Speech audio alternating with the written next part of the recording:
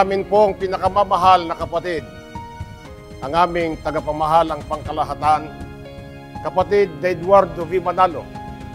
Sa pangunguna po naming mga ministro at manggagawa, ay buong kagalakang bumabati sa inyo pong ika-16 na taon na makapangyarihan, mabiyaya, matagumpay, at punong-puno ng pagmamalasakit na pamamahala sa buong iglesia.